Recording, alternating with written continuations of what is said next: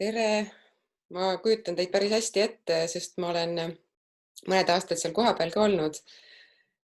Minu nimi on Mariann Nummert ja ma põhiliselt tegelen permakultuuriga. Aga täna ma katsun sellele natukene enda jaoks ka uut vaatenurka leida. Ma just hiljuti olen süvenenud sellesse raamatusse ja sellest inspireerituna natukene ka minu tänane teemapüstitus sisu osas. Aga nüüd võtame siis selle esitluse ette. Kohe.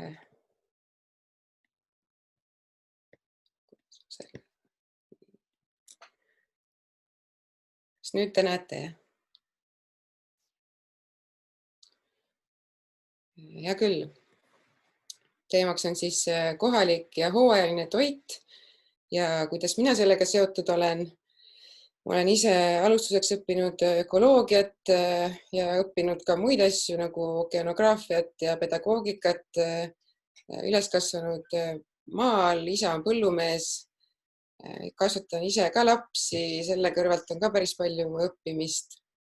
Olen natukene ka juuret õppinud ja praegult katsun aru saada sellest, mismoodi loodus toimetab, ehk siis olla ise ka sellises vaatleja ja kuulaja positsioonis rohkem.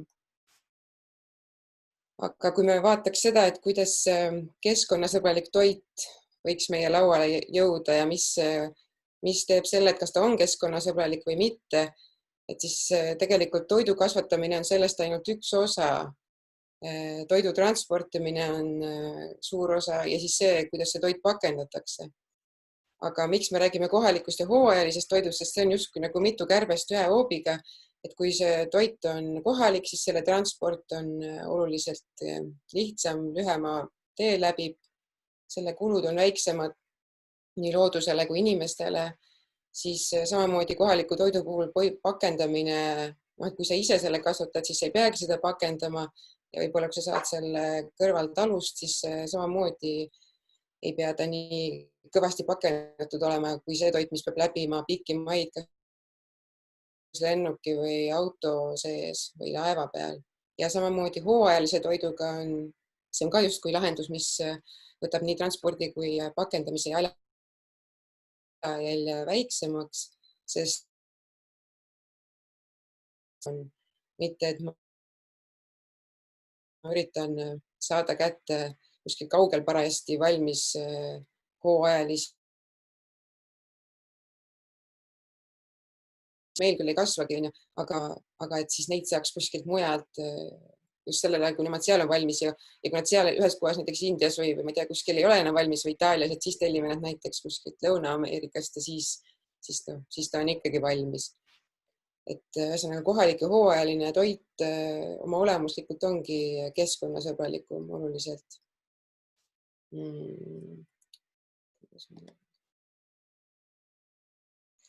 Juba jõudis kuskil edasi. Nii. Ja siis, kui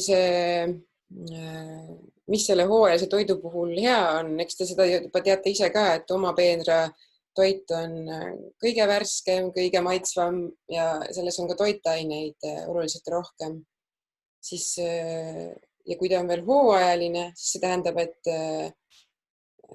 ta lisaks sellele, kui ta on kohalik, et siis ta lisaks veel toetab ka kohalikku elu, et kui ma jätan selle raha sinna lähikonda, siis see piirkond saab kasvada. Ja lisaks on üldsegi võimalik teada saada ka seda, et kuidas see toit on kasvanud, et ikkagi Eesti põllumehele sul on võimalik kirjutada ja küsida ja minna koha peale ja vaadata. Aga kui see tuleb kuskilt väga kaugelt, siis ja kui seda müüakse läbi väga palju erinevate esindajate, siis peaaegu võimatu teada saada, et kuidas see toit siis täpselt kasvas.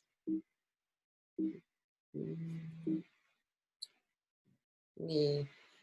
Ja kusjuures selle osas ma leidsin, et mõnedes paikades on selline asi juba moodi tulnud, näiteks Ameerikas, et sa paned lihtsalt oma osariigi ja vaatad, et mis on nagu selles piirkonnas valmis saanud toidud. Et meil Eestis võib-olla see küsimus ei olegi nii relevantne, sest et inimesed nagu tajuvad, et mis meil siin valmis saab, mis ajal.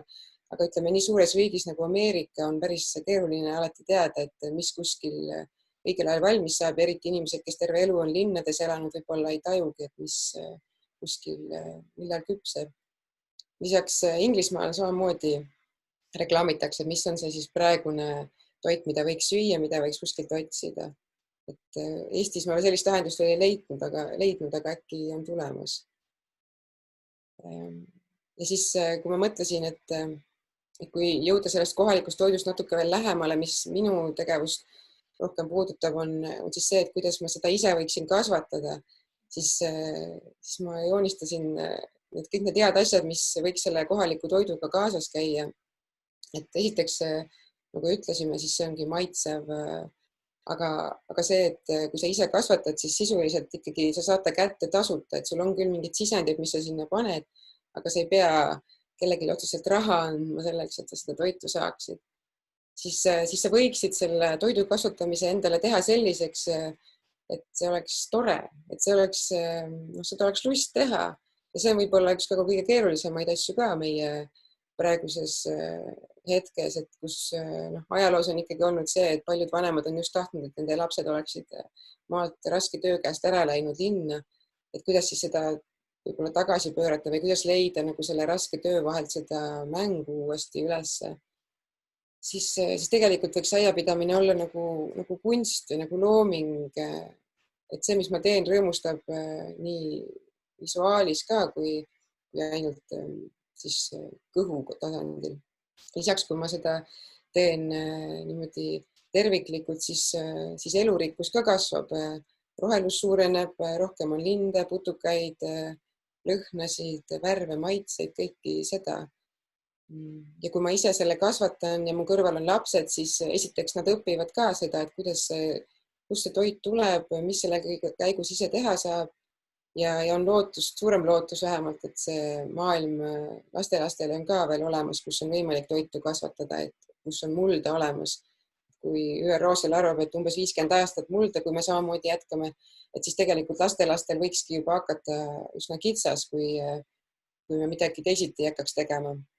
Ja näiteks minu 9-aastane poeg on küll väga põnevil sellest aiapidamisest, ta käib iga hommikul vaatamas, kas tema kartul, sibul ja uba on juba suuremaks kasvanud, siis ta katab neid seal ka juba muruniitega ja mis ta seal leiab ja juba järgmise aasta hooaja istutusplaanid on tal ka valmis. Et ma olen päris üllatunud, et kuidas laps võib nii hoogu sattuda sellest ja hakata nagu ise ka tahtma enda käe järgi midagi teha. Ja lisaks kujutan ette, et seal Eesti Rohelise Liikumisega on seotud palju inimesi, kes ka niimoodi südamest tahavad maailma muuta või paremaks teha või mingit revolutsiooni teha, et siis tegelikult see revolutsioon võibki kõige paremini aset leida just sinu enda aias või rõdul või ka sinu perekonna aias või kuskil sinu tuttava aias, et sa saad lihtsalt oma mõtteviisiga toetada seda sellist toidu tootmist ja tarbimist.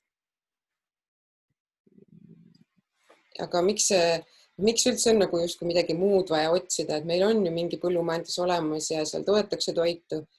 Aga kui ma seda ise peaksin hakkama tegema, siis minu isa on ka öelnud, et mis sa hakkad seal kõplama, et see on nii õudne töö. Et ta ongi, paljud arvutavad, et kui ma ostaksin poest kartuli või kasvataksin selle ise, et siis tegelikult see justkui on nagu kallim, kui ma selle ise kasvatan. Siis seda tööd võib seal olla nagu, ongi pikad rivid, peete ja porgandeid on paljudel võib-olla silme ees ja see, mida peaks justkui rohima või kõplama ja see ei tundu eriti motiveeriv. Ja tihti on siis ka see, et ma tegelikult saan seal ainult mingi väikse osa toidust, et miks ma nii palju pingutan. Ja et poetoit tundubki tegelikult ju ka palju odavam, et lihtsalt lähen kohale, maksan natuke raha ja saan kätte. Aga see toidu odavus on selline poolenisti petlik ka, sest et see on praegusel ajal tänu sellele, et meil on palju ressursse kasutada, millest osad hakkavad otsa saama, näiteks nagu kütus on ja tegelikult ka väetised, mida tavapõllumajandus põllule paneb suurtes kogustes. Näiteks fosfor on see, mille peal Euroopas vaadatakse, et kus seda veel leidub ja Eestis näiteks on. Et kui see põllumajandus sama viisil jätkab, siis lõpuks otsitakse see fosfor ka välja, mis meie maa all on. Lihtsalt sellepärast, et see on see, kuidas me saame toitu ja kui me ise sellist toitu ka poest ostame, siis me soodustame sellise toidu kasvamist ju samamoodi ja imelik on siis minna tänavale marssima, et ärge kaevake seda fosforit välja, kui me tegelikult iga päev sööme toitu, millel seda fosforit on peale pandud, see on lihtsalt kuskile kaugele veetud, kotti pandud ja tagasi toodud. Et kui me niimoodi mõtlema hakkame, siis polegi alati nii loogiline, et me peame nagu suutma seda muudatust teha ise ka, mitte ainult minema kuskile tänavatele vaidlema. Muidugi jah, eks see on ka vajalik.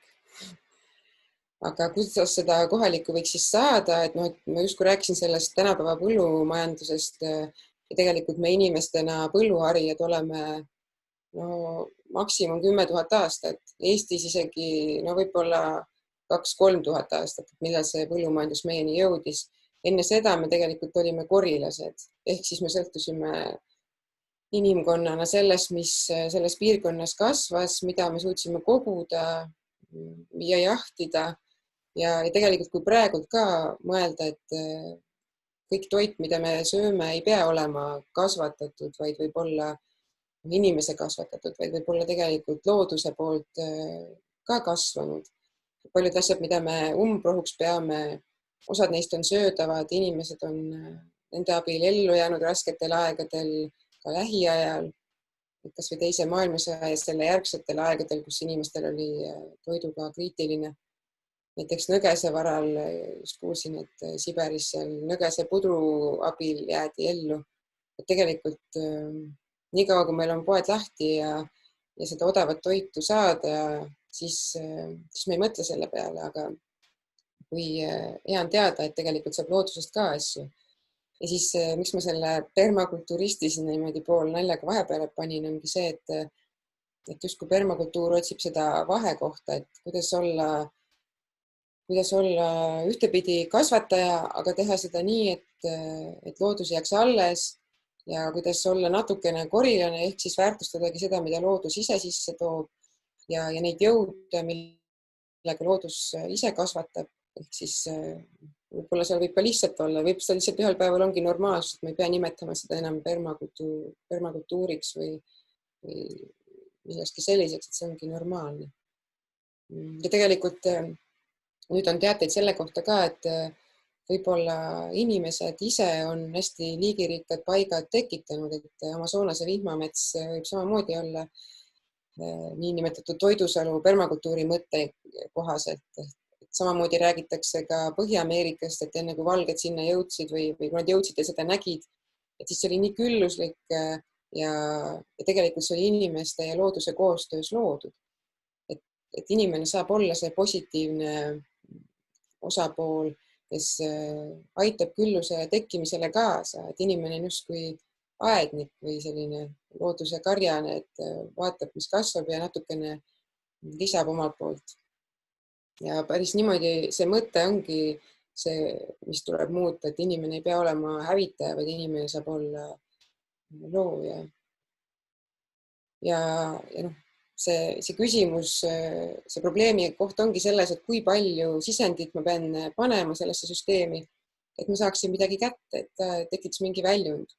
Ja tavapõllumajanduses need sisendite hulk väga kõrge, eriti kui need toetused sealt maha võtta, siis tegelikult on ju kallis tuua kuskilt välismaalt rongiga mingisugust lisandit, mida panna põllule või mingit ainet, millega mõni kahjur ära tappa. Et kuidas neid sisendite hulka vähendada või kuidas need sisendid võiksid olla teistsugused, nii et nende kohale toomine ei oleks selline häda loodusele. Et siis permakultuur on lihtsalt üks viis, kuidas sellest mõelda. Kindlasti seal on neid biodünaamiline põllumajandus, mahepõllumajandus ja nii edasi. Neid lähenemisi, mis tegelikult üritavad sama, on rohkem. Ja siin ongi see pilt sellest, kuidas nii-öelda mets toodab ise palju biomassi, sisendid on kõik nagu ise juhtuvad, et päike, vihm, kivi, mis maapinna peal olemas on, millest hakkab muld tekkima.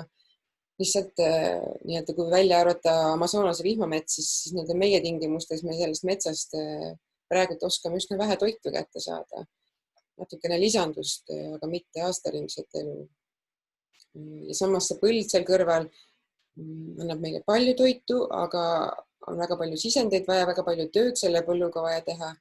Sellega kaasneb mulla kadumine ja biomassi sinna ka väga palju ei kasva, et põllud on kõik madalad, monokultuursed enamasti.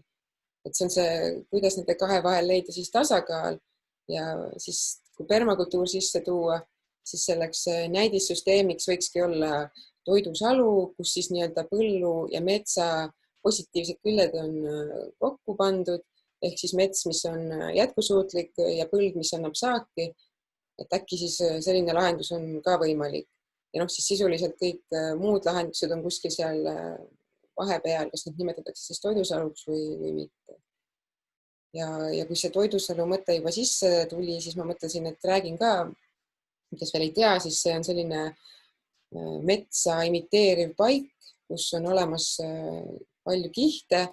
Et see kõige kõrgem on siis need puude tasand, kõrgete puude tasand, mis võivad olla meie tingimustes näiteks suured vanad õunapuud, viljapuud või ka näiteks lämmastikusidujad, lepad, siis madalamad viljapuud, ploomid, kirsid, kolmandaks siis põõsad, no näiteks söödakuslapuu on selline uus näidis sellest, aga kõik mustsõstrad, punased sõstrad, tikrid, siis rohttaimede kiht, kus saab palju ravimitaimi, ürte, taimi, mille lehti on võimalik süüa, siis saab maa alla minna, taimi, mille juuri on võimalik süüa, et toidusalus on ajutiselt ja disainitult võimalik kasvatada ka köögivilju, peet, porgandeid, kartuleid.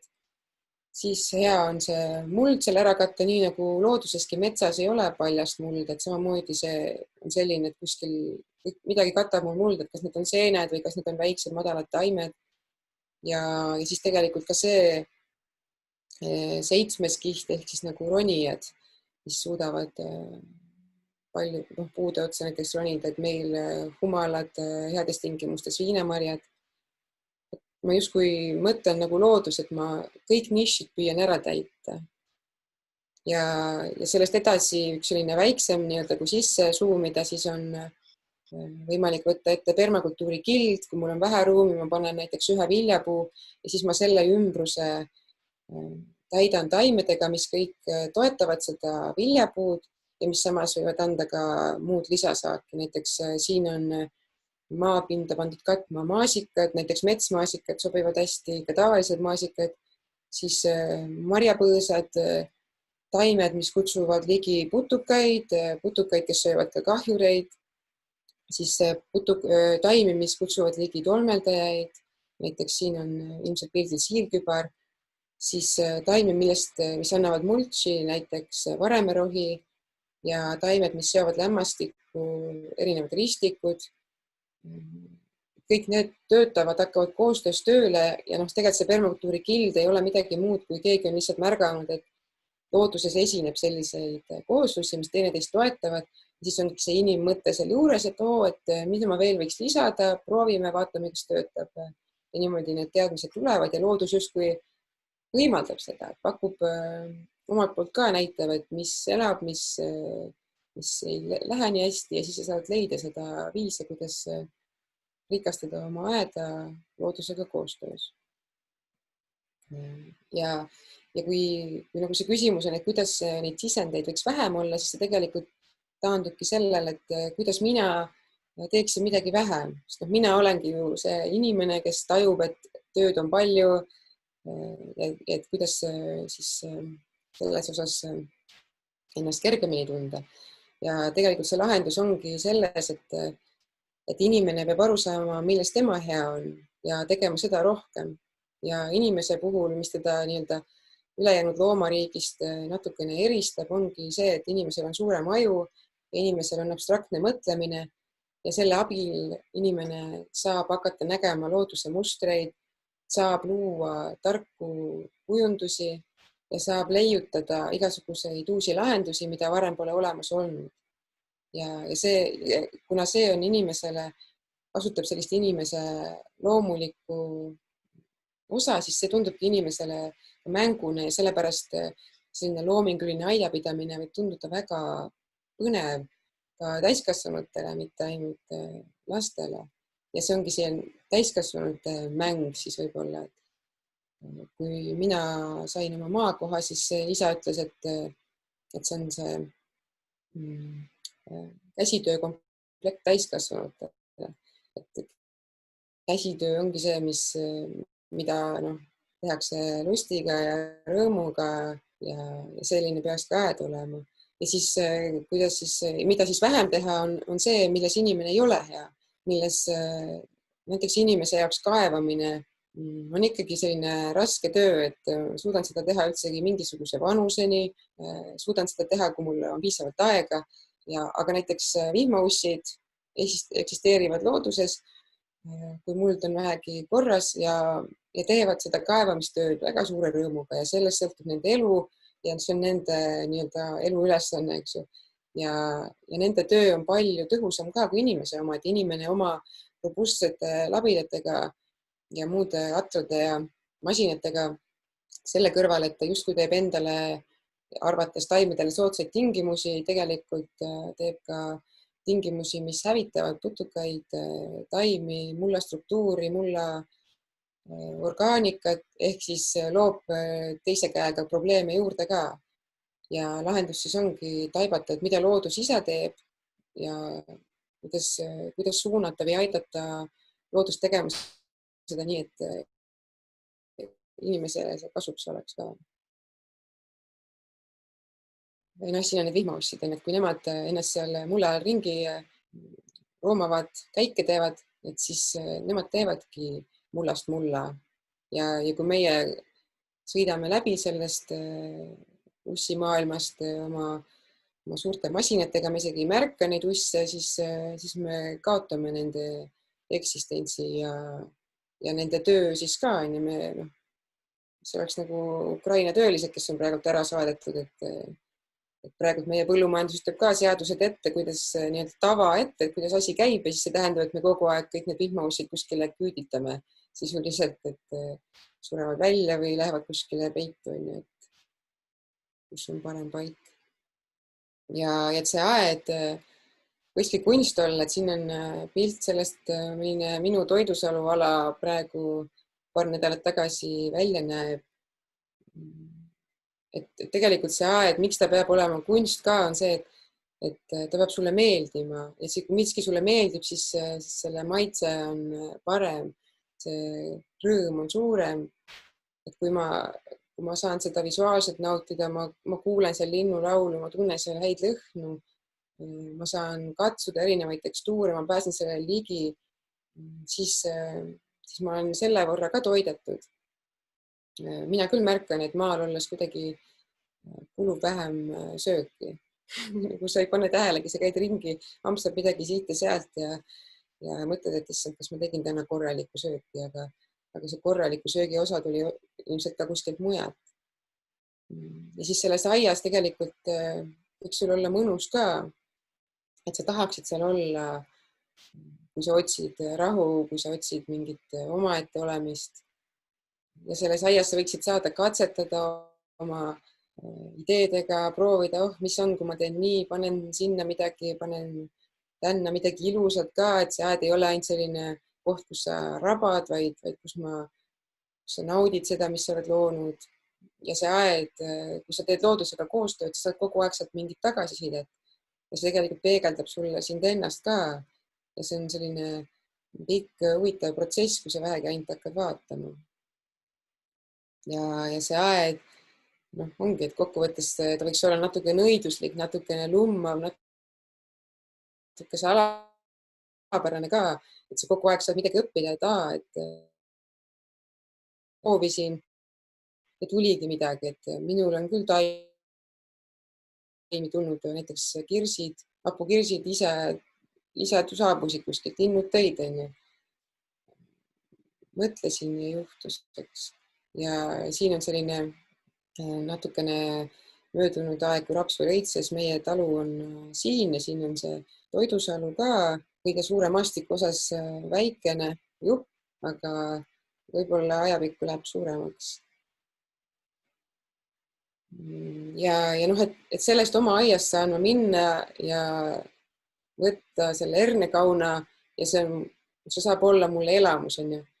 Versus see, kui ma käin selles kohas ringi, selles poes on ja otsin herneid, esiteks neid värskeid herneid ma tõenäoliselt seal ei leiagi, siis ma pean mõtlema, et kas külmkapist või purgist ja ma pean seal käima, ma pean käima sellises tehislikus ruumis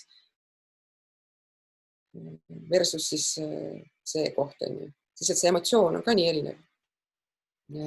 Ja noh, üks problemaatiline asi on selle juures, et kuigi meil pannakse toidule koostisained peale, siis keegi ei pane seda juurde, et millise mõjutusega need koostisained veel on, ehk siis milliseid aineid on kasutatud nende saaduste tootmiseks ja kui palju nendest kemikaalidest ikka veel nende selle tomatiga või selle õunaga kaasas käivad, mis tegelikult jõuavad sinu endani ka. Et me ei suuda, ma arvan, keegi ei suuda välja selgitada täpselt, et kas see nüüd on natuke kahjulik, palju kahjulik või ei ole, minu meelest seda varianti, et see üldse pole kahjulik ja tegelikult ei eksisteerigi. Küsimus on lihtsalt määrades ja küsimus on selles, et kas inimene peab sellele vastu või mitte. Aga seda ju ei kirjutata peale ja see on osa, mida sa ei tea. Ehk siis tegelikult globaalselt selline põllumajandus, mis oleks puhas, mis oleks eetiline nii inimese mõtte järgi kui ka looduse mõttes, siis see on tegelikult kõige tähtsam asi, mis inimestel siin maa peal teha vaja on. Et kõik tsivilisatsioonid peaaegu on kadunud selle tõttu, et muld on otsa saanud. Ja see ei ole nali, et meil samamoodi see muld on kadumas.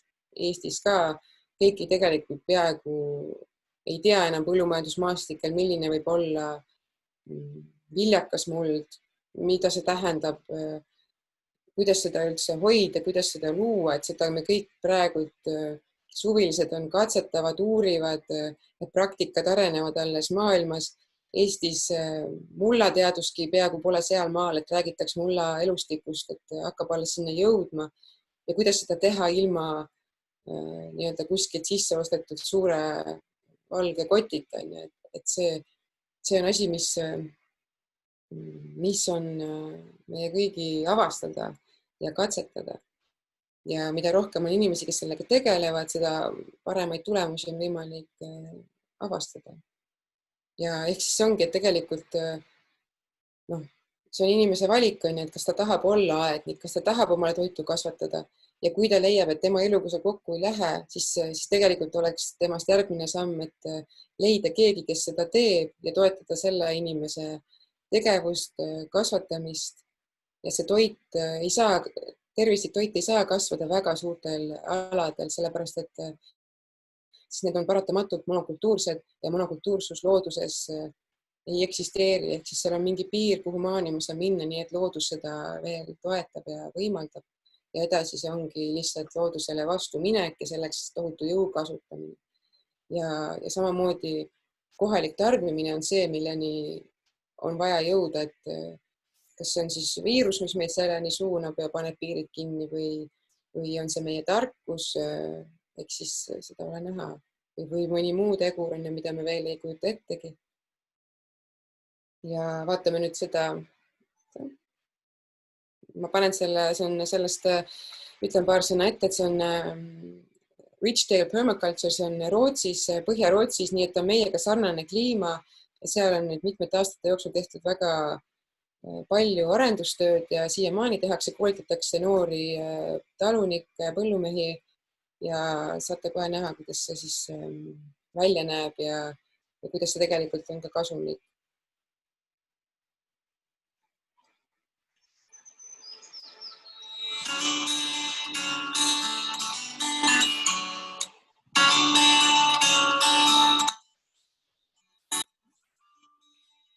We're a farm that homesteads as well as farms, but there are three primary enterprises here. Pastured poultry, so meat, chickens, and we have pastured eggmobiles producing eggs and a Nordic market garden.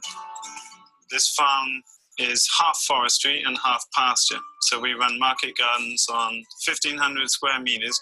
We run about 1,200 laying hens typically and 4,000 or 5,000 meat chickens in a year. So a small, mixed, diverse farm where we can start to close nutrient cycles and also provides a full human diet, which has been really important to us.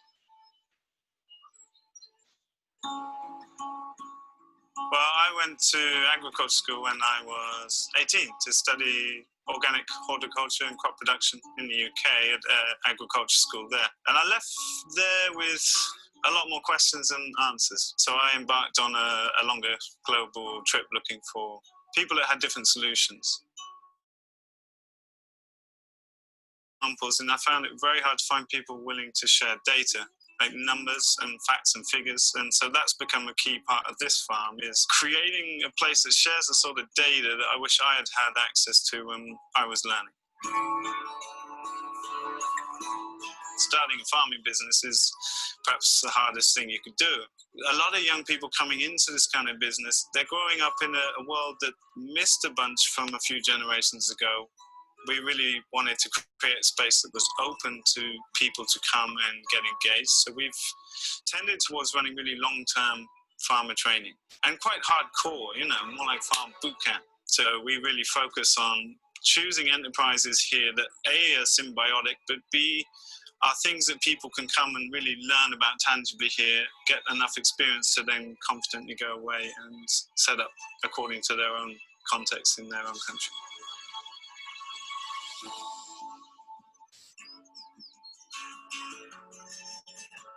So we're farming up here 59 degrees north, so in the summer months the season comes very quickly. Spring and autumn are very short and it quickly transitions from dark cold winter to highest summer, and then it's quickly winter again. So frost-free dates here would be like 6th of June is safe, and 15th of September that frost is coming back, and that could move a few weeks either direction. So it's the fast and furious growing season here.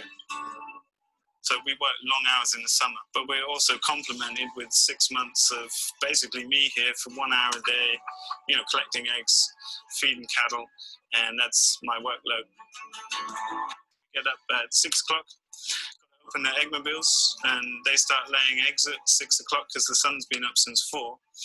We move the cows and sheep who cut the grass in front of the eggmobiles, and we time their interactions so that they receive all the fly larvae from the cow manure and follow them around the pasture like that.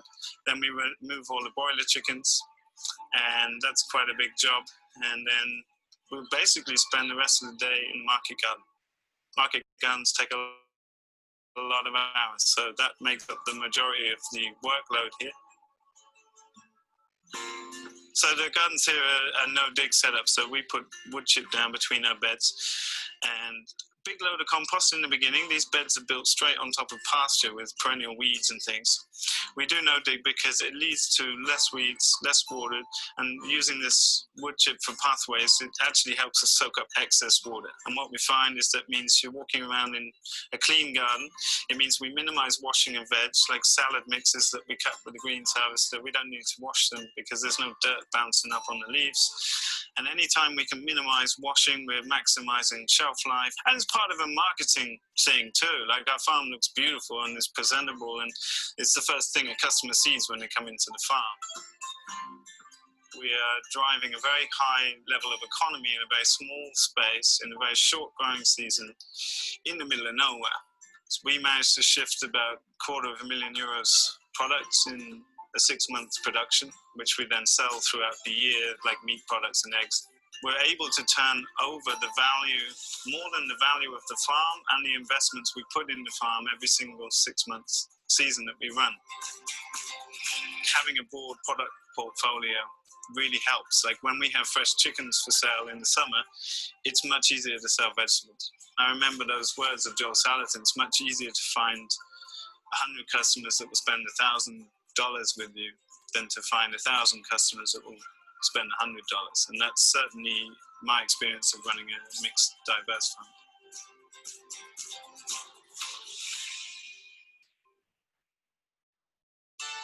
We grow mesclun mix, spicy Asian greens and arugula. It's one of the most profitable crops we grow. On a little 10-meter long bed that's 30 inches wide, we're getting 40 kilos in 42 days. So that's a net of about 500 euros on a tiny little bed. And that used to be painstaking work. We would cut it with little serrated knives on the hands and knees. And that takes 25 minutes to do well. And what we found with the green harvesters, that takes about 2 minutes flat. That's definitely a game changer for anyone growing greens or microgreens at any kind of scale. I'm really inspired to spend time in nature watching the ecosystem here develop. I'm totally motivated by feeding my family amazing food. That's why I wanted to build a farm. I decided that at about 15 years of age. I knew I wanted to bring up kids and raise a family around amazing food. We've become a little island that nature's moving back into because we're not sprayed and we're not bare ground. We're creating a habitat whilst producing amazing, diverse food. And that inspires me a lot when I wake up every day.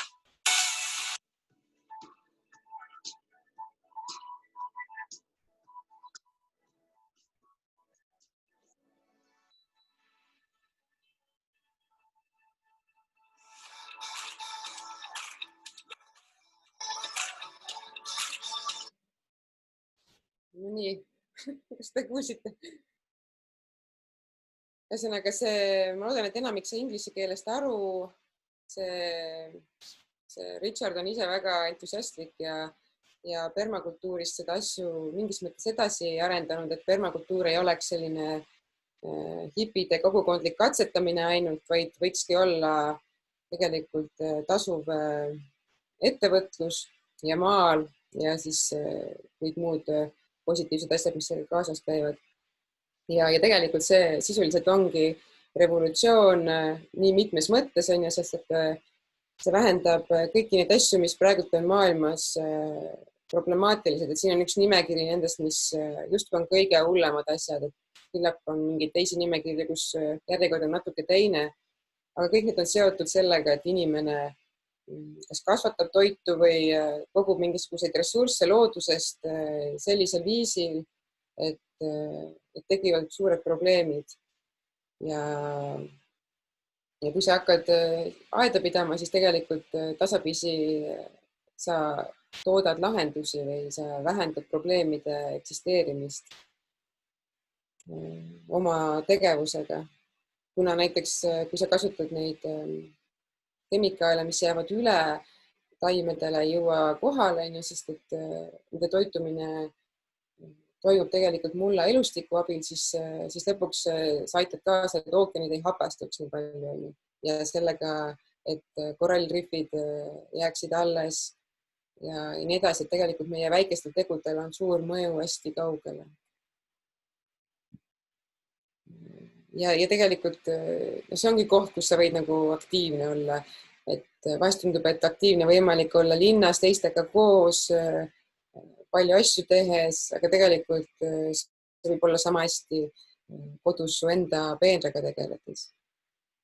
Ja siis natuke nüüd lähemalt sellest, et millest see siis koosneb, mis on justkui need retseptid ja mille puhul siis igaüks peab koostisained varuma ja tainast kokku segama hakkama.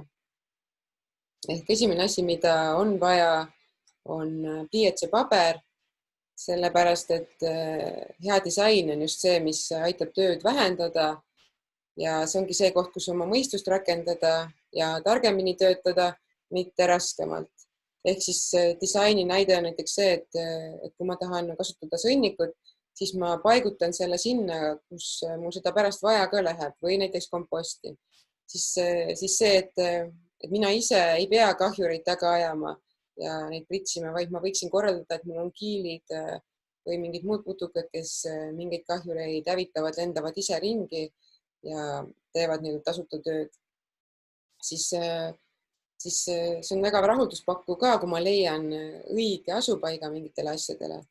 Ja muidugi võib juhtuda, et sa teed midagi ära ja siis sa alles hiljem avastad, et kus see õige asupaik võiks olla ja siis sa pead ka mõne veaga leppima. Aga see ongi see, mille pärast kehtib ikkagi see hea vanasõna, et 9 korda mõõda ja 1 kord lõika.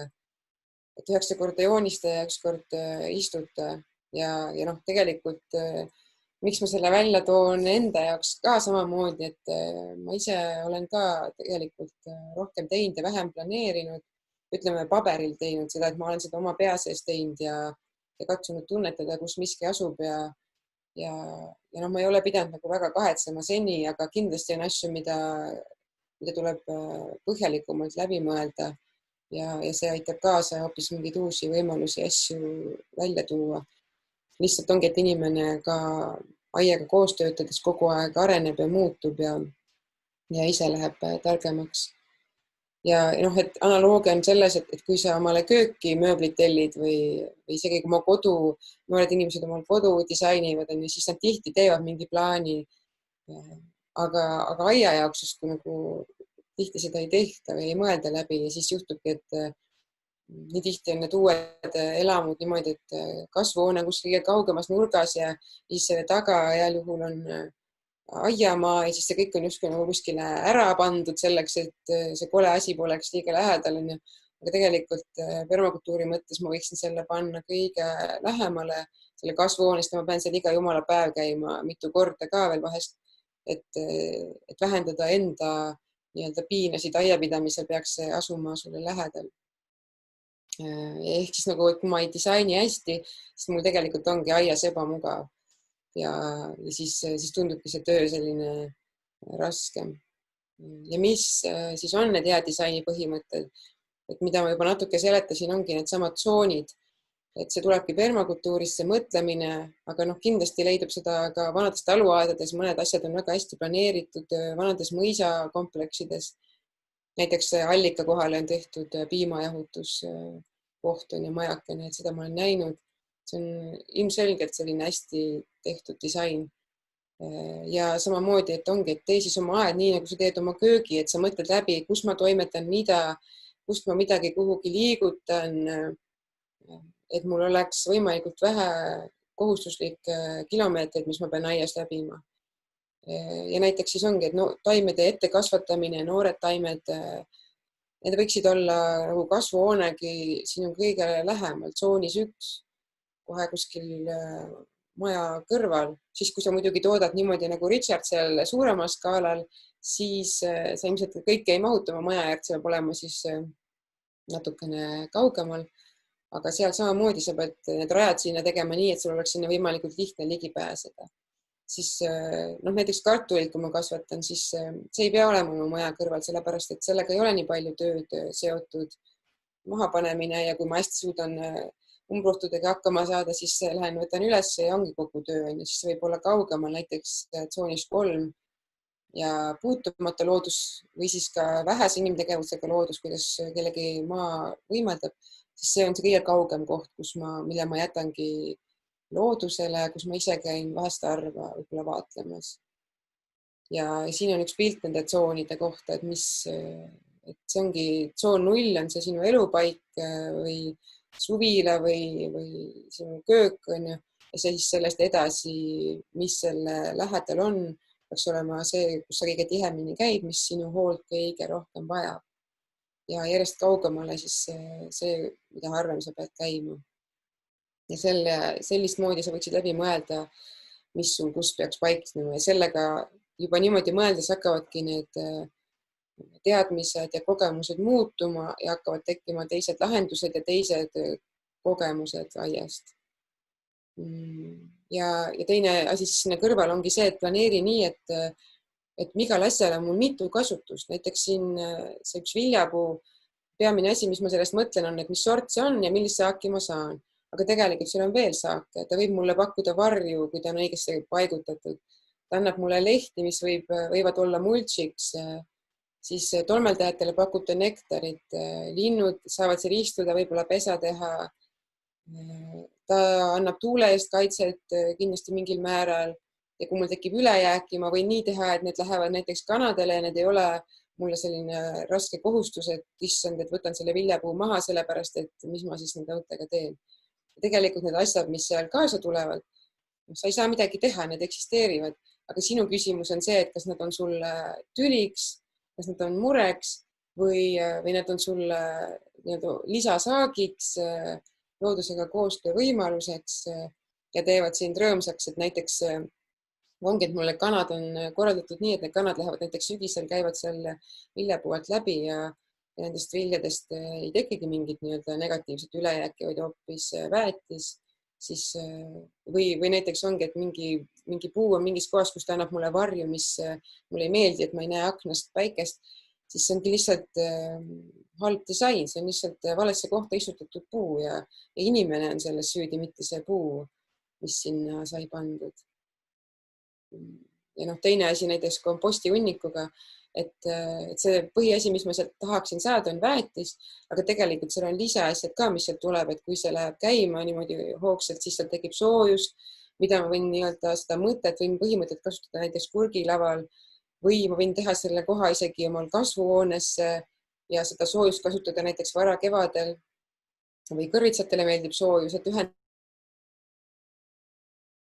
all ei kasva umbrohud, näiteks ma liigutan oma komposti hunnikut ja see, kus ta ennem oli, sinna teen uue peenra, siis vihmaussidel meeldib seal olla ja nad siis laienevad sealt ka mujale. Siis kompostiussid muidugi ka. Siis sellest kindlasti lekib kõrval asuvatesse paikadesse toitaineid ja selle ma saan ka juba arvesse võtta ja mitte olla pahane, et mul seal kõrval kasvab nõges, vaid panna sinna midagi, mis tahab rohkem toitaineid ja mille ma ise olen sinna paigutanud ja ma saan nautida seda ise juhtuvat kasu. Ehk siis kui mul on hea disain, siis ma iga elemendi puhul, milleks on siis näiteks see kompostihunnik või kas või üks õunapuu või kasvuhoone või ma leiutan sellele või ma märkan selle mitmeid funktsioone ja ma kasutan need ära enda hüvanguks ja aia hüvanguks. Ja siis, mis siis peakski toimima, on see, et ma teen loodusega koostööd, nende jõududega, mis looduses eksisteerivad. Miks ma panin selle võitluskunstide pildi, on see, et idamaistes võitluskunstides on selline arusaam, et kasutada ära seda vastase jõudu, inertsi, liikumist ja ise mitte väga pingutada, vaid teha selline õige liigutus, nii et vastane kukub ise käpuli, kui ta sulle suure hooga peale jookseb. Et loodusega on samamoodi, et ma pean nende jõududega töötama niimoodi, et nad ei oleks minu vastu, vaid et need jõud töötavad minu mõttega koos ja siis loodus ei ole sulle enam vastane. Näiteks gravitatsioon, üks looduse kindlaid jõude, et pilt sellest, kuidas näiteks on kompostihunnik siin mäe otsas, on siuke ettekujutatav asi, et näiteks, et saavad kasvatada mäe otsas neid porgandeid ja peete ja siis sa pead neile kogu aeg midagi tooma, käruga vedama mäest ülesse. Või siis olukord, kus sul see kompostihunnik on seal mäe otsas, vihma sajab ja siis toitained liiguvad ise näiteks madalamal asuvate porgandite, peetide ja milleni iganes. Ja mul on vähem tööd teha selleks. Ma arvestan sellega. Muidugi ütleme, kui see teine pildi pool on siin kõrval, et ma pean seda komposti sinna mäe otsa kärutama, siis see pole võib-olla kõige parem variant, et võib-olla siin kõrval on siis tasane maa, aga ma panen nii, et kompostihunnikust liigub vedelik ja väetis siis taimedeni, mida ma kasvatan. Ja siis see põllumajandus, mis on inglise keeles regenerative, siis see ongi see, mis otsib neid lahendusi ja tegelikult loodusele see looduse jõud, mis töötab, ongi suund mitmekesisusele. Ehk siis sellised monokultuursed väljad ei ole see, mida loodus, kuhu ta liigub, vaid hoopis mitmekesisuse poole. Ja kui mina tahan hoida mulda paljana, siis loodus töötab minu vastu, sest et loodus tahab, et muld oleks kaetud. Ja siis meil ongi kohe oleme omadega käärides ja inimene peab kasutama palju jõudu, et saavutada, et muld oleks paljas. Ja siis, mis selle kõigega kaasab. Et kolmas looduse jõud on, et loodus tahab täita vaba ruumi. Kõik kohad, mis kuskil eksisteerivad, loodus tahab, et midagi seal kasvaks. Samamoodi inimesed teevad seda paremini oma isiklike arvutite ja telefonidega, et ükskõik kui palju mul mäluruumi seal on, see kõik saab täis. Loodus teeb samamoodi, lihtsalt kui inimene ei oska sellega ümber käia looduse mõttes, siis ma olen jõle häiritud sellest, et mul hakkab umbrohi kasvama. aga tegelikult see teeb see mingit oma tööd ja kui ma ei taha, et ta kasvatab, siis ma pean selle pinna ise ära katma millegiga ja ise seal midagi kasvatama sellist, mis mulle siis sobib. Ja kui me üritame seda mulda kogu aeg steriliseerida, sealt kõiki kahjureid hävitada, mida need pestitsiidid, insektitsiidid ja kõik need teevad, on ju, et nad ei hävita ju tegelikult ainult neid kahjulikke organisme, vaid samamoodi neid kasulikke. Ja siis selle asemel, et mõelda, et ma pean kõik sealt ära hävitama, kes võivad mulle ohtlikud olla, ma võiksin hoopis mõelda nii, et kas mina olen see, kes aitab kaasa, nii et mullas oleks nii palju mulla elustikku, et nii-öelda nendele kahjulikele seentele, bakteritele, nendele poleks ruumi. Ma lihtsalt ise aitan kaasa, et see ruum oleks nii tihedalt täidetud positiivsega, et negatiivselt sinna Eesti ei mahukski. Ja nagu see niimoodi ettekujutusena, et must muld on looduse jaoks nagu lahtine haav, et see tuleb kinni kasvatada, valged verelibled, umbrohud, need tulevad ja katavad selle ära ja siis sealt edasi. Sünnenergia on asi, millega looduse puhul arvestada. See on see, et tervik on rohkem kui oma osade summa. Ja see tähendab, et ma pean hakkama vaatama, kuidas asjad omavahel suhestuvad ja töötavad. Näiteks isegi kui ma omale riideid valin või mööblit tuppa, siis ma ka vaatan, et kuidas ta teiste asjadega kokku klapib, et kas ta tekitab mingi terviku ja seda niimoodi juppideks lahti võtta, siis ta ei ole enam sama. Ja näiteks selle üks näide võiks olla see, et leidsin, et Rootsis müüdi sellist maja hiljuti, et kus kasvuhoone ja maja on täiesti ühendatud omavahel, et siin ees on selline kasvuhoone koht ja siin üleval selline veranda ja suve olemise koht, et ütleme põhjamaises kliimas, et kellelgi ressurssi on, siis on küll väga hea lahendus, ma arvan. Ja seda, et siin sa oled ühendanud ja mitu asja, see kasvuhoone on kohe sul käe pärast ja sellest majast saab hoopis midagi muud, et see maja on nii äge, et sellest kirjutatakse artikleid ja lihtsalt sellepärast, et siin on keegi oma mõtet rakendanud loomingulisel viisil. Ja need tööriistad, mis siis esimeseks oli see pliiats ja paber, et siis see teine tööriist on kokkulepped, vastastikused kokkulepped teiste olenditega, kes sinu aias elavad. Ja kui sa ise ei jõua seda teha, ise pole selles eriti hea, siis sa peaksidki leidma kellegi, kes seda teeb.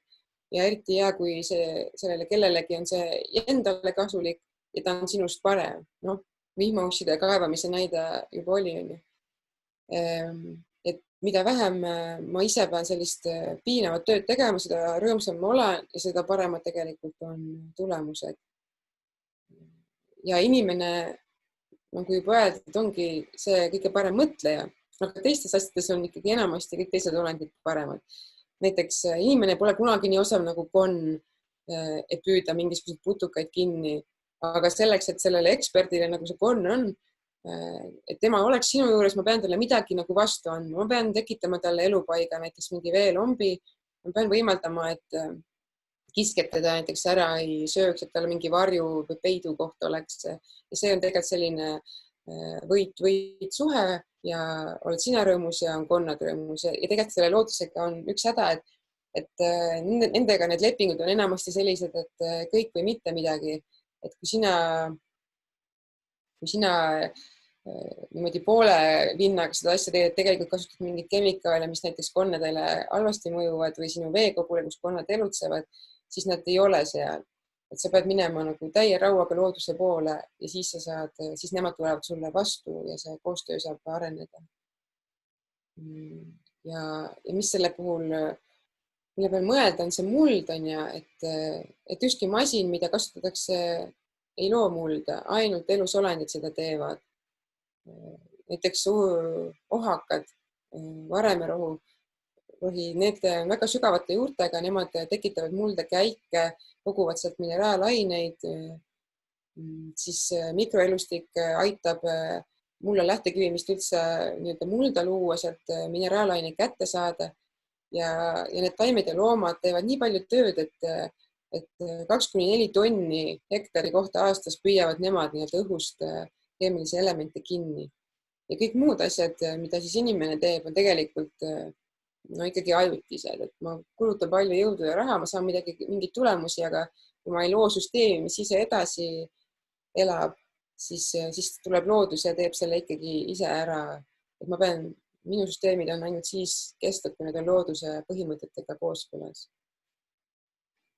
Aga muld on selline asi, millega saab süvitsi minna. The present agricultural model depends on plants absorbing water-soluble ions as their primary source of nutrients.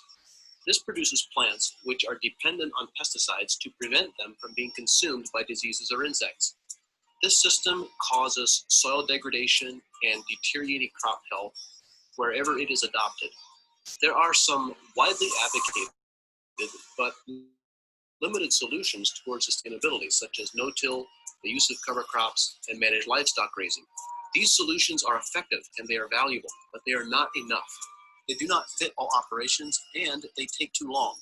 To drive a vibrant agricultural future for all growers, we need models that regenerate soil health very quickly, produce crops which are inherently resistant to diseases and insects, and provide an immediate economic return to growers. At Advancing Eco-Agriculture, we use targeted nutrition and biostimulants to hack the system, to harness the crop's photosynthetic engine, and to drive vigorous soil biology. Agriculture is changing fast. Grow healthy plants, regenerate soil now. See oli siuke väike reklaam sellele asjale, mis Ameerikas tehakse. John Kempf veab seda eest ja seal see küsimus või see mõttekoht on see, et ma muidu mõtlen, et ma pean mulda kuidagi, ma pean nagu mullaga midagi tegema, et mu taimed oleksid terved. Siis tema loogika on hoopis sedapidi, et ma pean taimedega midagi tegema, et muld kasvaks, kui ma olen olukorras, kus mu mullal olukord ei ole hea. Et tegelikult taimed on need, mis loovad mulda, mis suudavad nii palju fotosünteesida, et sellest jääb üle ja selle abil saab muld kasvada ja tema poolt, mis on see regenerative agriculture, tema poolt ongi selline taime tervisepüramiid ka, mis toob välja selle põhimõtteliselt, et kui taim suudab keerulisi aineid sünteesida, tal on olemas selleks kõik vajalikud toitained, siis ei söö isegi põrnikat teda ära, sest nad tunnevad, et ei, et see annab mulle kõhuvalu, et putukad on sellise erineva võimega midagi süüa. Ja kui taim on suutnud näiteks terviklikke valkusi sünteesida, siis lihtsa süsteemiga putukad, lihtsa seedesüsteemiga putukad ei suuda seda lihtsalt süüa. Ja siis mul on võimalik jõuda sinna kõrgesse kohta, kui ma toidan taimi õigel viisil. Ja tema süsteem Eestis või ütleme Euroopas ta otseselt teenust ei paku, aga neid aineid või nende mingid alternatiive on võimalik meil ka kasutada, mis aitavad kiirendada seda protsessi, kuidas mulda taastada taimede abil. Sest loodus teeb ka seda, lihtsalt selleks läheb, ma ei tea, 100 000 aastaid, et mullaviljakus kasvaks nii palju ja mulla elustik taastuks inimene tegevusest. Et seda on hea teada, siin ma tõingi välja mõned tegemistel, ma hoian silma peal ja kus ma ise teadmisi ammutan, ongi see John Kempf, siis Richard Perkins, kelle videot me ka vaatasime, siis keda ma praegu ei näita, aga mida on tore uurida, on see no-dig gardening ehk siis mittekaevamise aedades Charles Dowding, tema on Inglismaalt, temalt on palju õppida. Ja siis Jeff Lawton, kelle käest ma ise permakultuuri õppisin, temal on ka palju toredaid videosid, mida tasub üles otsida. Siis kolmas tööriist on see, et vaata prahti teise pilguga, et praht on see, millest saab aed tekkida. Et kõike, mis on kunagi elanud, peaks pidama ressursiks. Et see ei ole asi, mida kuskile kaugele ära viia, vaid see kõik on see, mida oma peendale just tuua. Et kogu orgaanika on see, mis hoiab ära erosiooni, hoiab niiskust, tasakaalustab temperatuuri. Ja see on ka see tasu, mida ma saan anda kõikidele nendele väikestele töölistele, kellega ma neid kasulikke lepinguid saan sõlmida. Et looduses midagi üle ei jää, kõik on kellegile toiduks. Ja see tuleb enda mõttesse võtta ja siis hakata selle järgi disainima. Et kõik, mis on surev, on kellegile kasuks. Kõik, mis mädaneb, on kellegile vajalik. Ja inimese poolt välja heidetav on tegelikult samamoodi võib olla loodusele väetiseks. Sellesse tuleb hakata teisiti suhtuma. Et tegelikult näiteks paljude jaoks õhk, mis on hakanud mädanema, tundub, et appi, et seda ma ei saa enam kasutada, see pole ilus ja puhas. Või näiteks hake, mis on hakanud tumedaks minema, pole enam kuiv ja ilus, et kas ma saan seda kasutada. Aga see lihtsalt hakkab mulleks muutuma ja see on kellegile toiduks ja see on tegelikult väga väärtuslik kraam ja seda tuleb enda aeda tassida. Ja siis see mõttekoht ongi see, et tavalises põllumajanduses praegult on ikkagi mõte, et kui ma kasvatan taimi, saan mingit saaki, siis mullaviljakus väheneb ja ma pean siis seda mulda väetama. Ehk siis mida rohkem ma saaki saan, mida rohkem tulemusi ma tahan saada, seda rohkem ma pean kuskilt midagi importima.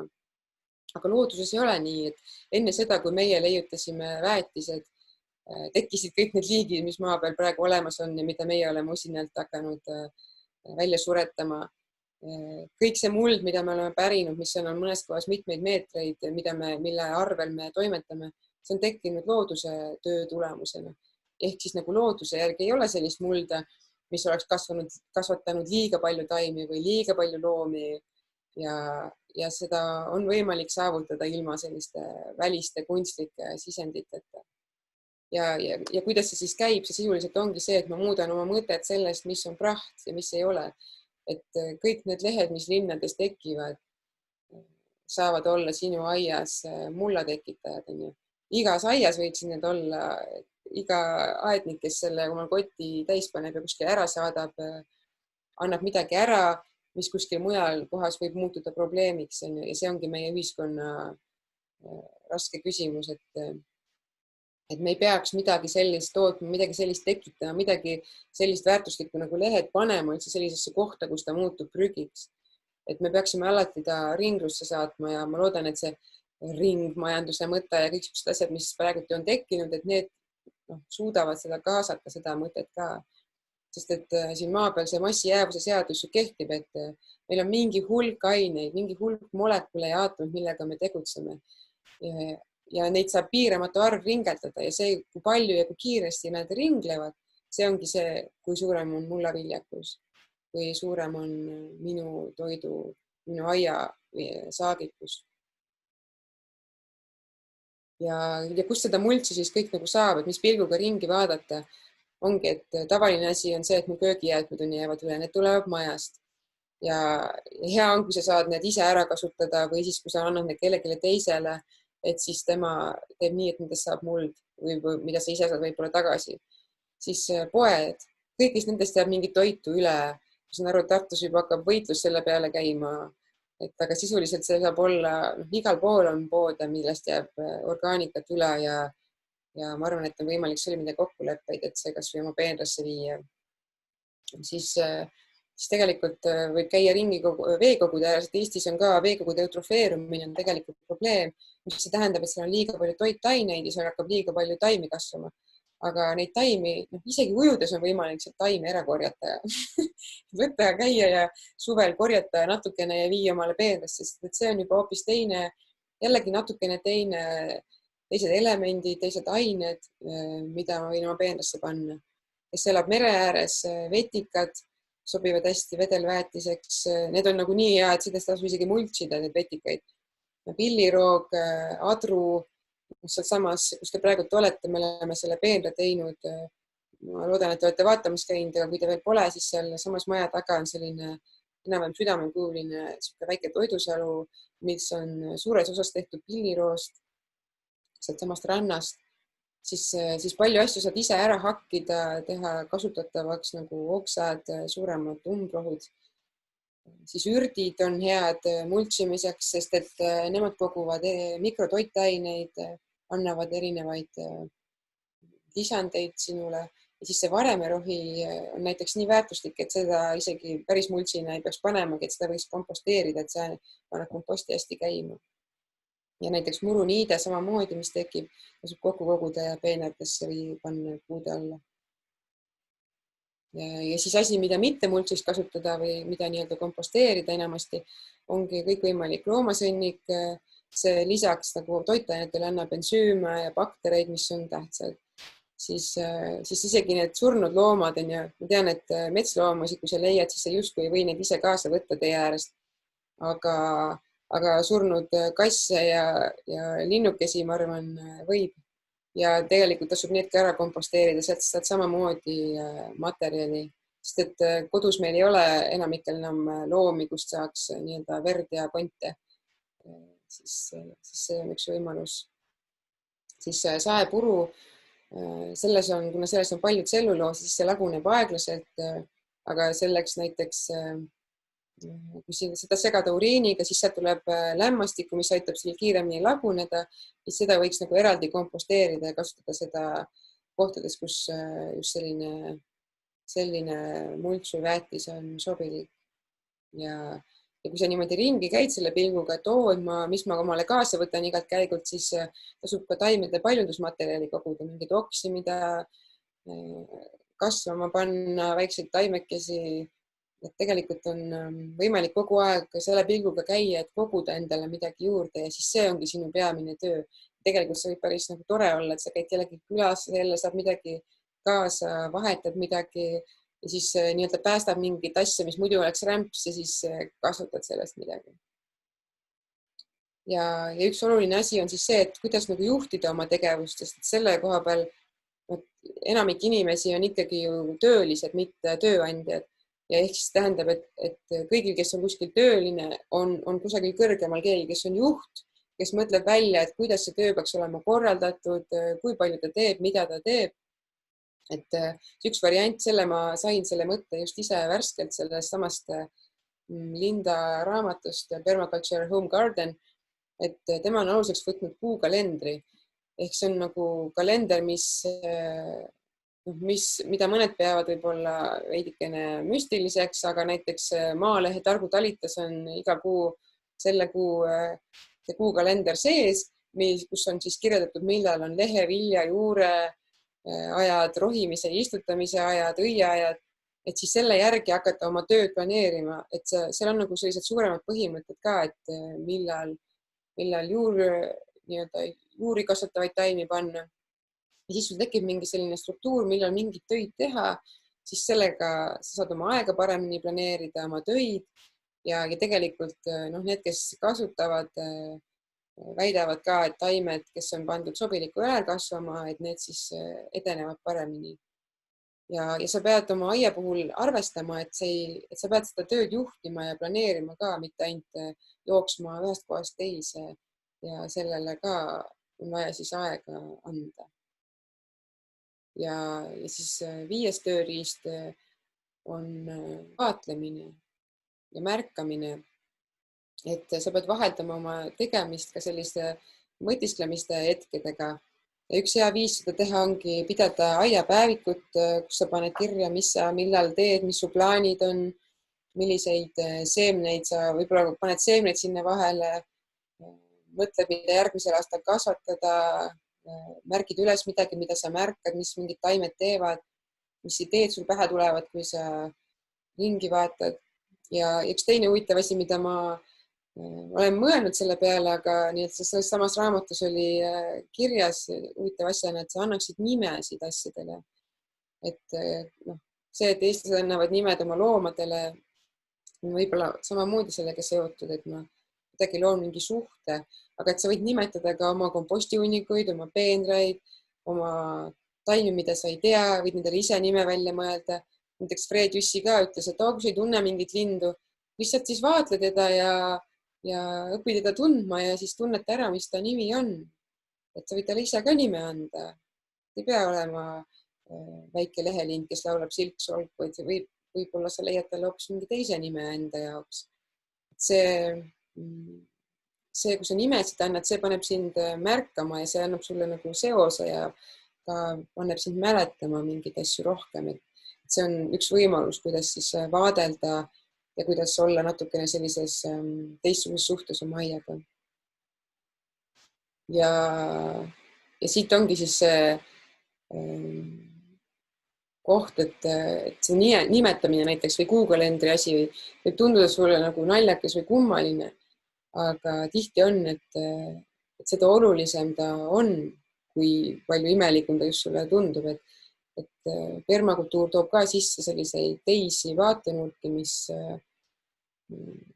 mis võivad olla väga olulised, kuigi need on üllatavad või hoopis teistsugused, kui sa oled seni harjunud. Ja siis, mis siis on kõige tähtsam, et mõtle suurelt, hakka mingite väikeste sammudega midagi tegema, siis on sinu eksimise võimalus ka väiksem.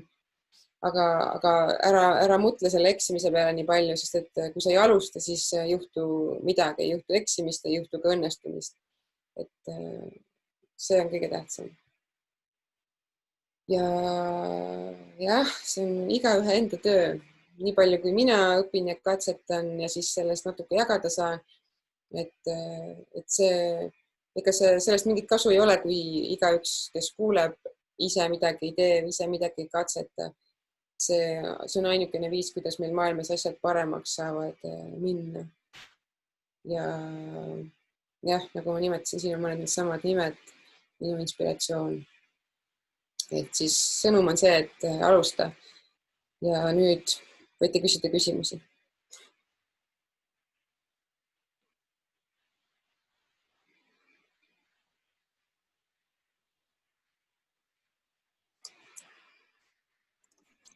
Katsetame kõigepealt, kas heli on kuulda? Ja. Väga hea. Teeme veel appi.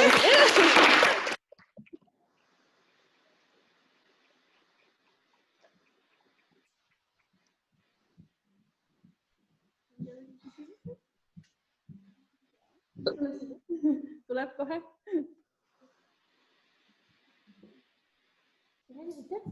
Tere. Võib-olla sa räägid natuke sellest, et kuidas sa selle oma tee seal leidsid selle permakultuuriga, et kaua sul võttis nagu endal aega, et hakata seda teooriat rakendama praktikas ja niimoodi oma teekonnast? Mina sattusin permakultuuri peale aastal 2008 ja see oli Mehhikos ja siis sinna otsa veel 2009 Kanadas. Mul oli üks selline rännuaasta ja seal ma nägin esimest korda, nägin Mehhikos seda, kuidas oli tehtud biogaasi tootmisjaamad nii-öelda lihtsatesse taludesse, väga sellistesse metsikutes piirkondades. Ja Kanadas ma nägin põhiliselt seda, kuidas oli toidusalu tehtud sinna linnakeskkonda Vancouveri saarele parkimisplatsist ja siis seal olles mulle kuidagi tundus, et seal selliste aktivistide või selliste noorte seas on permakultuur väga levinud asi ja Eestis ma ei olnud selleks hetkeks veel midagi kuulnud, kuigi ma olin õppinud ülikoolis ökoloogiat ja selle just õpetanud. Ja siis alguses ma läks nagu ühest kõrvast sisse, teisest välja, ma nagu juhuslikult sattusin lihtsalt sinna sisse jätkuvalt, ei saanud midagi teha. Ja siis ma hakkasin, kui ma Eestisse tagasi jõudsin, hakkasin uurima, et kas meil on ka midagi. Õnneks ma sain ise siis oma maakoha ka ja siis, kui ma Sännas oli üks kursus, kus ma ise esimesena käisin ja siis ma hakkasin ise katsetama, tegin ühe peenra kuskile kaugesse aianurka ja mingisuguse kujuga mõtlesin, et nüüd on permakultuur. Muidugi sellest peenrast pole mul enam midagi järgi, sest et see oli nii valesti paigutatud ja ma kaevasin seal ja seal oli raske saada saakist, igal pool kasvas ainult orasein. Aga ütleme siis, kui mul lapsed endal tulid 2011-13, siis ma hakkasin rohkem neid teadmisi praktiseerima, osalesin Geoff Lawtoni online permakultuuri disaineri kursusel ja sealt ma sain tegelikult palju rohkem lisaks sellist nagu motivatsiooni ja jõudu ja siis sellest edasi olemegi omal maal järjest rohkem asju teinud, et kuna me on olnud elu niimoodi, et seal maal me pole saanud talvel ja igapäevaselt eriti väikeste lastega seni veel elada, siis see on olnud selline hooajaline tegevus ja seetõttu ma olen seni rohkem kasvatanud püsikuid, puid, põõsaid, rohtaimi ja nüüd siis niimoodi vahepeal nii palju, kui mul mõnel aastal rohkem jõudu on, kas lapsed on natuke suuremad või väiksemad, siis olen pannud köögivilju sinna vahele. Sellel kevadel ma sain alles oma esimese kasvuhoone, ma ei tea, miks sellega nii kaua aega läks, aga nüüd ma näen, et need asjad, mis ma olen istutanud toidusalus, on hakanud juba hakkavad vaikselt vilja kandma, hakkab tekkima mingi struktuur ja nüüd tundub, et nüüd on nagu palju lihtsam teha mingeid järgmisi samme, sest nüüd on kuidagi nagu loomulikumaks ja selgemaks saanud, et midasmoodi neid siis teha ja seda infot hakkab ka nüüd paljust rohkem tulema, ingliskeelses maailmas muidugi eriti, aga isegi eesti keeles on juba midagi inimesed jupikene siit, jupike sealt jagavad oma mõtteid, oma tegusid ja seda lihtsam on seda kogu aeg teha, et see ei ole, see on ikkagi leiutamine, sest et mingid Austraalia lahendused meil alati ei tööta, aga mulle tundub, et see permakultuur on selline asi, millest nagu kunagi ei saa küll, et vahepeal umbes mõtled, et ma ei tea, et ei tulnud välja, et mis ma nüüd teen, aga siis jälle, ma ei tea, tellid mingi uue raamatu või vaatad mõnda ägedat videot, siis mõtled, see on ikka võimalik, et lihtsalt nagu süvened rohkem sellesse, et mis see loodus seal teeb. Lihtsalt on nagu enda teadmiste puudujääk see, mis takistab või enda selline pealiskaudsus või enda mingid stambid, mis ütlevad, et seda tehakse nii või naa, et tegelikult miks see nagu veits keeruline ongi see, et sa pead kogu aeg ise ennast muutma, ise kogu aeg midagi nagu õppima. Aga see on ju elukestev õpe, kõige moodsam asi maailmas. Aiapidamine ongi selline. Loodan, et see natuke andis mingit tausta.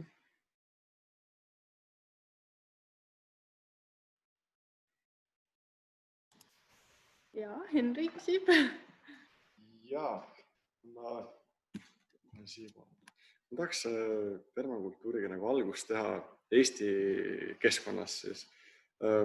Kuivõrd vahet on näiteks, et nüüd ma kasutan Põhja-Eestis mingit mulda või Lõuna-Eestis, et vastavalt sellele, kas mingit taimi nagu valida, et mis see mulla koostis on, et ma ei tea, kaltsiumi ja kaaliumi Lõuna-Eestis ei ole, et need mingit taimi kasvatada ei tohi. Kas on selline mingi väga tugev erinevus ka piirkonniti Eestis või võin ma nagu Eesti ilma ka taimi igas Eesti piirkonnas mulla peal kasvatada?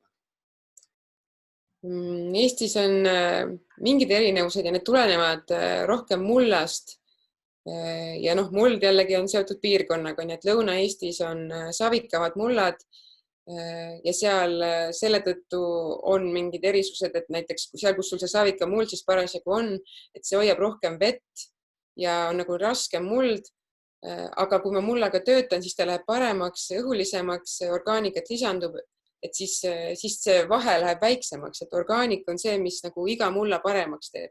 Ja samas ma võin, näiteks mina olen siin Kesk-Eestis, mu üldiselt on siin põllud sellised ja maad natuke savikad, aga näiteks minul on siuke liivane küngas. See on see Eesti mitmekesisus, et jää liigutas igast masse sinna-tänna ja minul on see liivasema mulla teema seal, et ma pean, kui ma ei mulčiks näiteks, siis praeguse kuivaga, mis senimaani oli, lihtsalt mitte midagi ei ole võimalik kasvatada normaalselt, et see ikkagi hakkab ühel hetkel ära kuivama. Ja samamoodi minu puhul on see orgaanika, see lahendus. Lihtsalt minul on näiteks maad väga kerge kaevata, kui mul on ainult savimuld, siis on palju kõvemat lavidat vaja ja rohkem jõudu. Et ütleme, mulla erinevusega tuleb alati arvestada ja see ei ole alati piirkondlik, aga näiteks Põhja-Eestis, kus on lubjakivi lähemal, siis näiteks ploome on lihtsam kasvatada, sest et nendele meeldib lubi ja mingid piirkondlikud sellised asjad võivad olla, et samas kui mul lubjakivi kohe vastu tuleb, et siis selle peale jällegi on jällegi raskem kaevata, et kui ma tahan mingit puud panna, siis ma pean ikka korraliku augu tegema ja seda täitma seal, et mul oleks mingit massi seal. Aga kõikide asjade lahendus on rohkem orgaanikat sisuliselt. Ja teine asi, mida on võimalik näha, et ikkagi kliimas on väiksed erinevused, et Põhja-Eestis mere ääres, üldse mere ääres on soojem ja saarte peal on kõige soojem ja Kesk-Eesti on millegipärast Eesti kõige külmem koht. Seal on selliseid eksootilisi asju nagu viinamarjad või aktiniidid on natuke raskem kasvatada. Linnade lähedal sellistes piirkondades on ka natukene soojem, seal võib rohkem katsetada, seal on suletum maastik, linn ise hoiab rohkem sooja ja samas Lõuna-Eesti on alati varasem kui Põhja-Eesti, ehk siis seal sellest tulenevad erinevused, et vahest on see 2 nädalat see vahe sees, et siis see kasvuaeg võib olla ka näiteks Lõuna-Eestis natukene pikem. Aga suures pildis on Eesti ikkagi üsna sarnane võrreldes mingi Austraalia või USA-ga, et lihtsalt, aga kohaliku väikse mikrokliima abil on võimalik olusid parendada, et teha selliseid soodsaid paiku, et sa ikkagi saad ka Põhja-Eestis viinamarju kasvatada.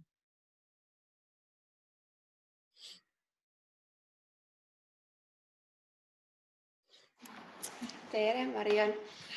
Mul on selline küsimus, et ma olen hästi palju katsetanud see kevad ja niimoodi, aga mul on nagu siuke mingi 10 ruutu, kus on praegu umbes nii kõrge hein. Et mida seal praegu teha, et kas ma peaksin selle üles kaevama, mulčiks tegema või nagu, mis sa soovitaksid siukse asjaga teha? Võib-olla kellelgi teisel on ka kuskil mingi nii kõrge hein, et mida seal pihta hakata? No iseenesest on väga hea, kui sul seal kõrge hein on, see tähendab, et muld suudab kasvatada midagi. See on hullult positiivne. Lihtsalt küsimus on, et kuidas siis selle heina asemel midagi muud kasvatada. Ja noh, mina praeguste teadmiste puhul ma ei kaevaks seda, sellepärast, et siis ma lammutan seda mulle olemasolevat struktuuri, mis on suutnud nii kõrge heina kasvatada. Vaid pigem ma peaksin selle ära katma ja üks variant on, et ma niidan selle, näiteks lõikan selle maha sirbiga või vikatiga ja jätan sinna samma mulčiks ja siis panen midagi veel peale, et see kiht oleks piisavalt paks, et need kõrrelised või see hein, mis sul seal on, siis nagu ei saaks kasvada. Et üks variant, et panen pappi ja siis ma panen veel mingit orgaanikat sinna peale ja siis sellest tekib, võib-olla ma saan sinna kohe ka midagi panna, midagi, mis sellel hooajal veel suudaks ära kasvada, aga kui mul ei ole nii-öelda mulda võtta, kuhu otseselt midagi külvata või iltsutada, siis ma võiksin lihtsalt sinna koguda orgaanikat, sisuliselt komposteerida selle koha peal, et panna selle sama loogikaga, et lämmastikku sisalduvat ja süsinikku sisaldavat kraami niimoodi kihiti ja siis see vaikselt muutub mullaks ja järgmisel kevadel on mul tõenäoliselt seal palju parem paik, kus midagi kasvatada. Et hakka lihtsalt sinna sisuliselt kompostihunnikut tegema. Et võid oma köögijäätmeid sinna vedada, paned sinna vahele, kui saad mingeid väikseid oksi, haket või põhku, mis on selline pruunim materjal või juba ära kuivanud heina näiteks ka ja siis kihiti ja siis kui see kiht on piisavalt paks, siis ei saa see hein seal enam kasvada nii väga. Võib-olla kellelgi on teisel veel kogemusi ja ideid. Põhiasi on see, et see pole halb, et see seal kasvab.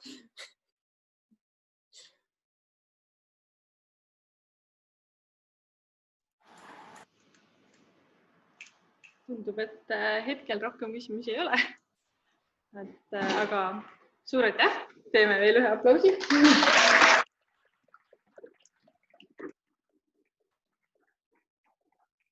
Ja panen selle salvestuse siis üles ilmselt järgmisel nädalal ERLi YouTube'i ja sa jagad oma kanalites ja me jagame. Võt, aga oli tore, suur tänu sulle ja järgmise korral. Aitäh teile, jõudu!